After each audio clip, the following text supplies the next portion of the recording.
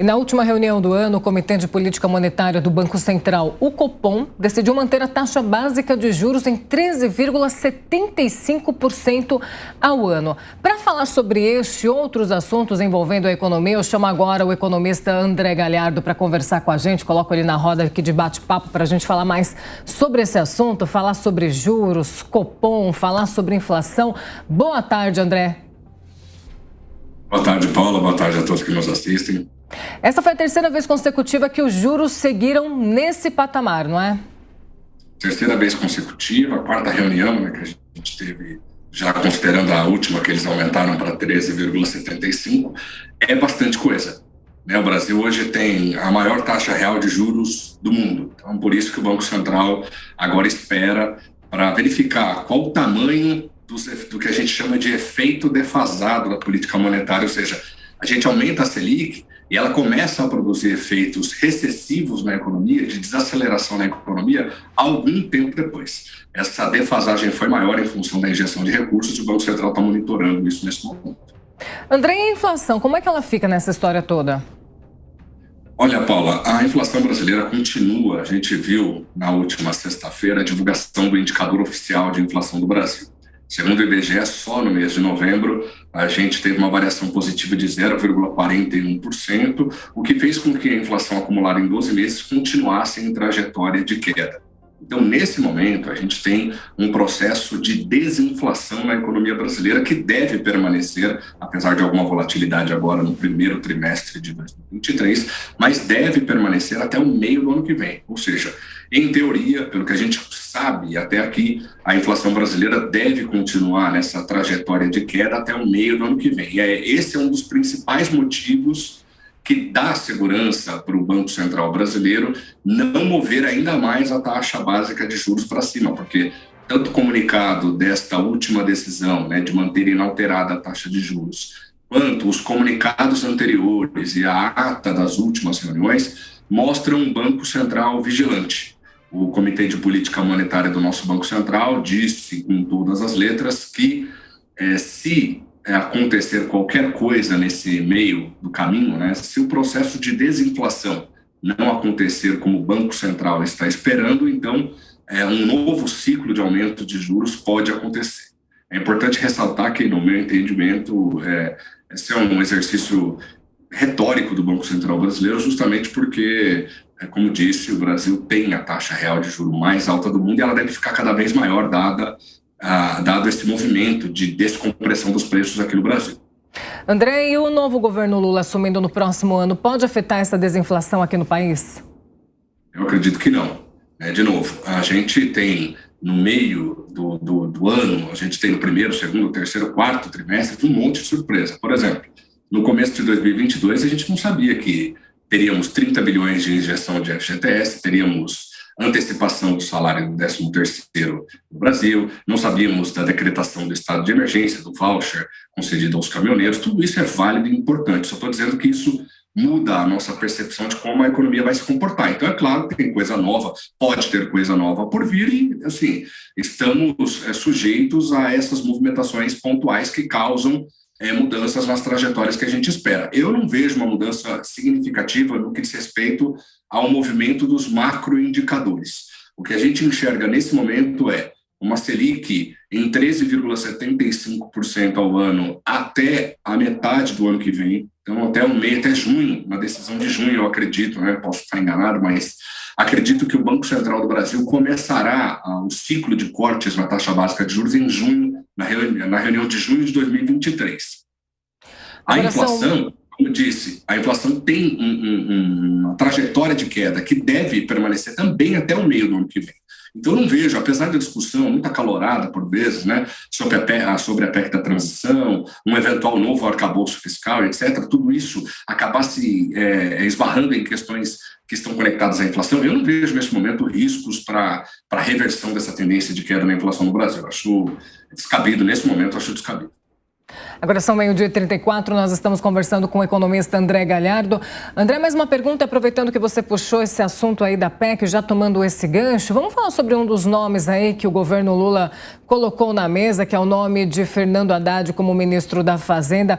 Quero uma análise sua em relação a este nome. É um nome positivo aí para os investidores ou tem uma certa rejeição aí, uma certa resistência a eles? Olha, o Haddad ele representa mais um nome político do que técnico dentro dessa escolha do PT. E claro que isso, em uma medida, desagrada o mercado. O mercado queria alguém mais conectado ao mercado financeiro, porque, teoricamente, em teoria, pelo menos, isso traria maior conforto, maior responsabilidade fiscal. De novo, em teoria, essa é a leitura que o mercado faz, não representa a minha opinião.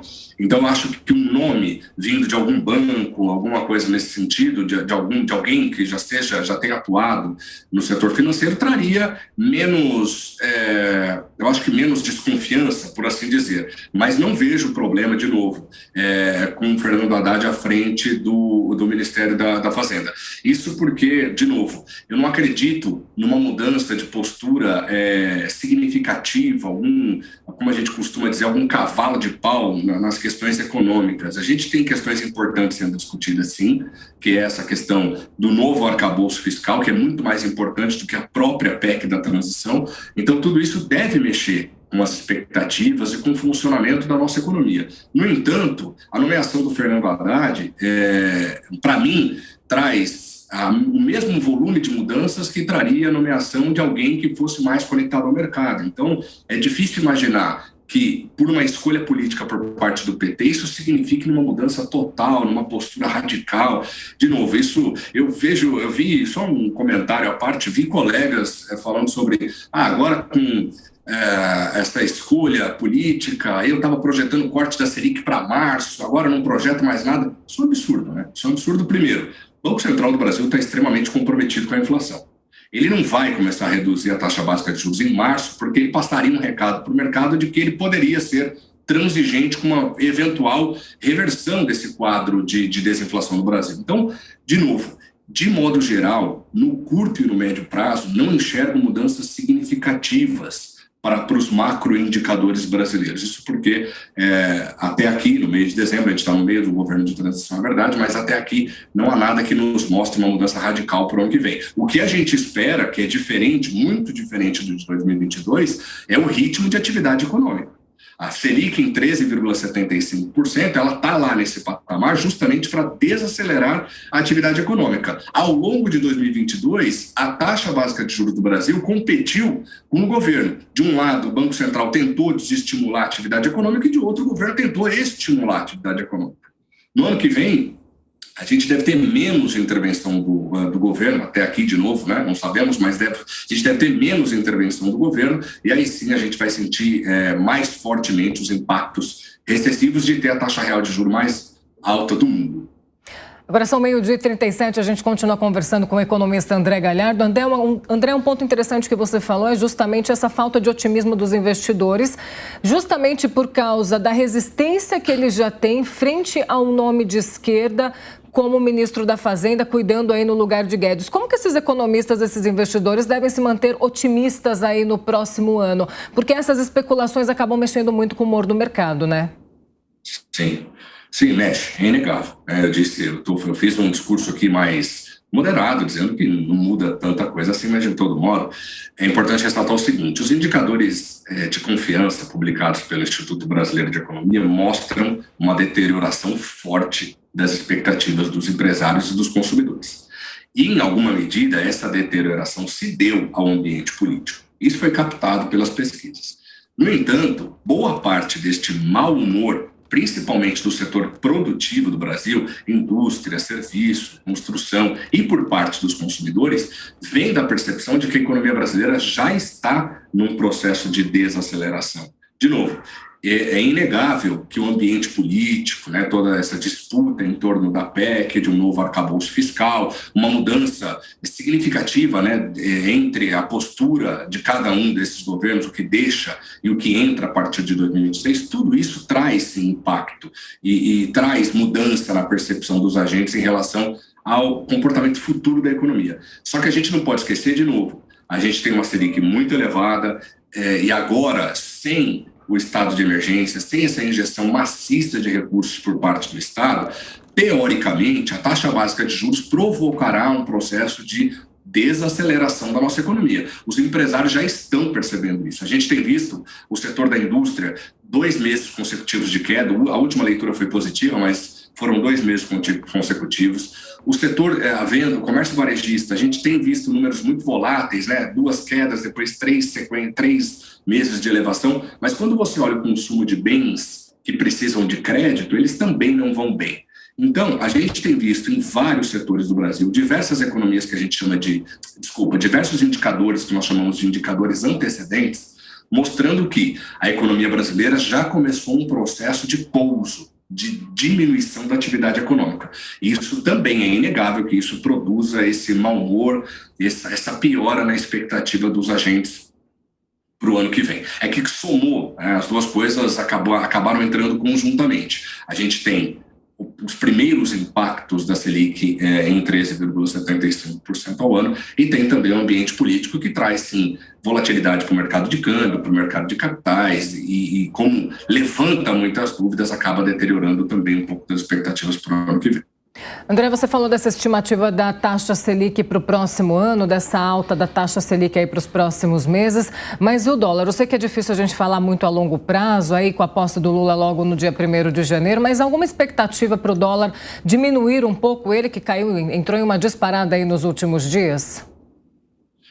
Olha, bom, só para, talvez eu tenha, para não fazer confusão, a taxa básica de juros deve permanecer inalterada até o mês de junho do ano que vem, deve ficar no atual patamar. O que deve aumentar é a taxa real de juros, dada a queda da inflação daqui para frente, né? Então, o Banco Central não deve mexer, apesar de ter endurecido o tom das últimas reuniões, dizendo que qualquer coisa que aconteça, o Banco Central não medirá esforços para aumentar a taxa de juros e tal. Apesar desse tom mais duro, ele é mais um recado do que, de fato, algo que pode se concretizar nesse momento. Então, a Selic deve permanecer inalterada. Isso deve ser bom porque deve atrair capital, considerando que a taxa real de juros deve continuar aumentando no primeiro semestre do ano que vem. Com relação ao câmbio, o câmbio é muito volátil no Brasil. A gente tem 15 centavos de desvalorização num dia, depois 15 centavos de valorização no outro.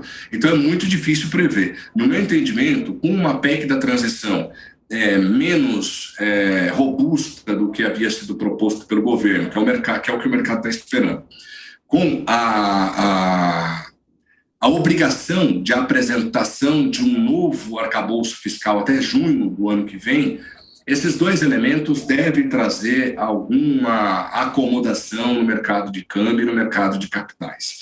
A tendência de curto e médio prazo, portanto, seria de valorização da moeda brasileira.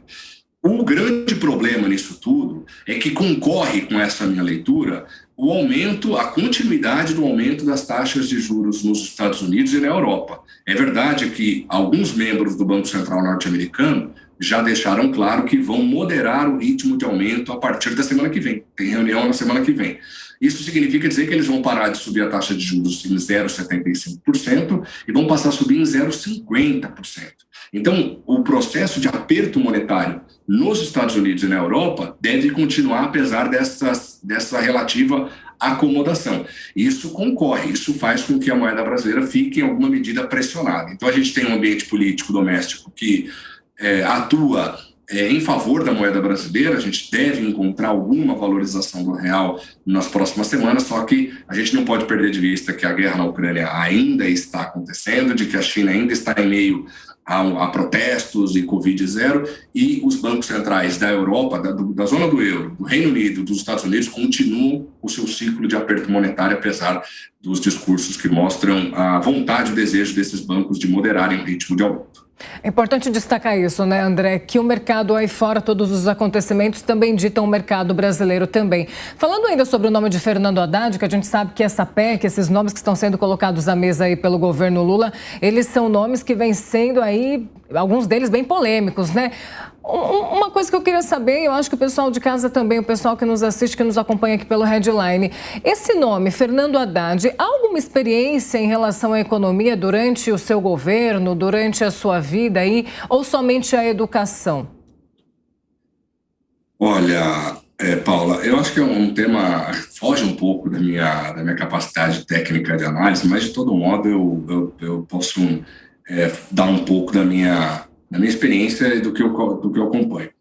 Eu acho que, principalmente do ponto de vista técnico, eu acho que os ministérios, assim como será o Ministério da Fazenda e como foi o Ministério da Economia, ele é composto por um ministro que encabeça a pasta, que é quem lida com o presidente, mas ele é composto por um grupo robusto de assessores técnicos. Então, não que o Fernando Haddad vá tomar as decisões de economia por conta própria, ou de modo que atue contra a economia brasileira. Eu acho que, do ponto de vista técnico, apesar da escolha ser política, o que mostra a coragem do governo do PT, porque normalmente quando os partidos de esquerda no Brasil vencem as eleições, elas acabam tendo que conceder a pasta de economia para alguém, de novo, ligado ao mercado. A gente viu isso, por exemplo, durante o segundo, quando a Dilma ganha a eleição em 2014, a gente vem, salvo engano aqui, se eu não estiver enganado, Joaquim Levy, né, o nome do mercado. Então, eles acabam concedendo, o próprio Lula, né, teve que trazer para dentro do Banco Central o nome do Henrique Meirelles, que era do mercado, que é uma espécie, como eu falei, do comunicado do Banco Central, uma espécie de recado: olha, nós não vamos cometer nenhuma loucura. E, nesse sentido, a escolha do Fernando Haddad, por mais que seja uma escolha política, o mercado pode ter tranquilidade, entre aspas. Eu também não quero fazer simplesmente propaganda, mas o mercado pode ter tranquilidade, porque assim como o Guedes estava rodeado de pessoas com capacidade técnica de análise, o Fernando Haddad também deve ter do seu lado pessoas que têm muito mais conhecimento de economia do que ele, na sua trajetória, né? Mas do ponto de vista da experiência do Fernando Haddad, do ponto de vista de como ele vai lidar com isso tudo, vai depender, primeiro, do comportamento da economia brasileira no começo do ano, porque certamente essas coisas vão se confundir de novo.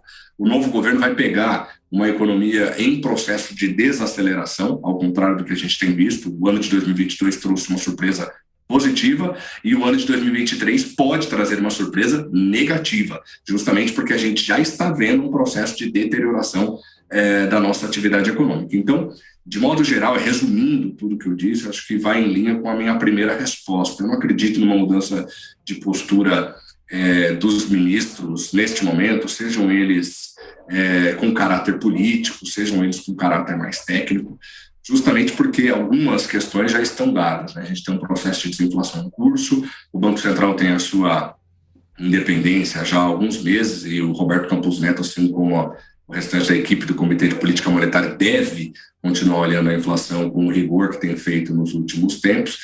É importante lembrar também que o processo de desinflação desincha a receita que nós temos visto ao longo deste ano e ao longo do ano passado, e as contas públicas também devem apresentar resultados menos importantes ou menos benignos no primeiro semestre de 2023. Mas essa é a minha leitura de que tanto essa desaceleração da atividade econômica quanto essa piora das contas públicas no primeiro semestre de 2023 são meramente transitórias. André, uma última pergunta a você, e eu queria saber o seguinte, queria que você fizesse uma análise de como foi o governo de Guedes durante aí a presidência de Jair Bolsonaro, enquanto ele esteve aí nesses últimos 4 anos, e se Fernando Haddad, de fato, a pessoa nova que chega, ela entra na casa e quer pintar tudo novo, né? Pinta a parede de cor nova, troca móveis, quer fazer tudo da sua maneira. Mas como criar esse equilíbrio entre o governo de Guedes, que de fato acabou sendo um governo positivo aí para os economistas, bem aceito, e o governo aí de Fernando Haddad, que já chega e já tem essa resistência aí dos investidores economistas? Eu acho que eu costumo dizer que associar a economia doméstica à economia nacional, estadual, municipal é um erro. É um erro porque se você tem uma restrição orçamentária dentro da sua família, você e seu companheiro, você e sua companheira ganham R$5.000 conjuntamente e um de vocês é mandado embora, vocês têm que cortar gastos, né? As receitas têm que caber, as despesas têm que caber dentro do orçamento familiar. No caso do governo, não é exatamente assim que funciona. né? Quando o governo corta gastos, por ele ser um grande empregador, por ele investir muitos recursos na economia, quando ele corta gastos, ele acaba cortando receita também. Então, o primeiro erro de associar as duas coisas é isso. É difícil imaginar o Fernando Haddad mudando tudo de lugar puramente por uma questão ideológica, justamente porque nós temos vários instrumentos legais, vários freios e contrapesos que nem permitem aventuras nesse momento.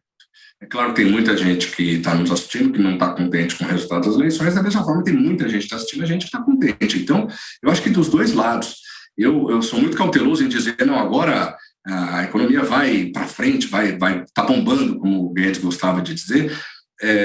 Calma aí, né? A gente tem um monte de desafio estrutural. Nunca se investiu tão pouco por parte do governo na história do Brasil, justamente por conta do teto de gastos, né? Que é uma estrutura que traz responsabilidade fiscal, mas que compromete a nossa capacidade de investir.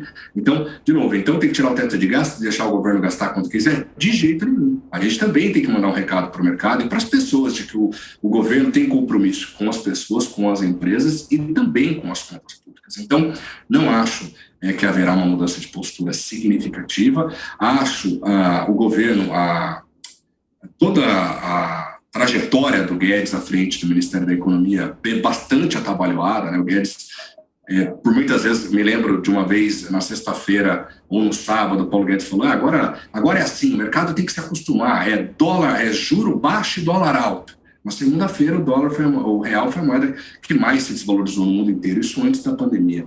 Então, a gente tem que tomar cuidado e entender, da mesma forma que o Lula fez quando venceu e disse que o mercado é muito sensível, não sei o quê. Tem que ter responsabilidade. Nesse sentido, o Paulo Guedes falhou várias vezes, eu espero que o Lula e o Fernando Haddad tenham consciência do poder que a palavra de cada um deles tem sobre os mercados, para a gente poder ter só os problemas estruturais para corrigir, que não são poucos, né, e largar um pouco dessa conjuntura. A gente acorda na segunda com o real perdendo muito valor, com um monte de questões postas à mesa, como se não tivéssemos mais nada para discutir. A gente precisa de um plano de desenvolvimento, a retomada dos investimentos, tudo isso, claro, associado à percepção de que o governo tem compromisso também com as contas públicas. Falamos sobre tudo, hein, doutor? Falamos sobre dólar, Ibovespa, taxa Selic, taxa de juros para o ano que vem, para os próximos anos também. Falamos sobre o novo ministro da Fazenda. Muito obrigado. Conversamos com o economista André Galhardo aqui no Headline News nessa tarde de domingo. Foi um prazer, uma honra. Eu que agradeço, Paulo. Muito obrigado por contar sempre comigo.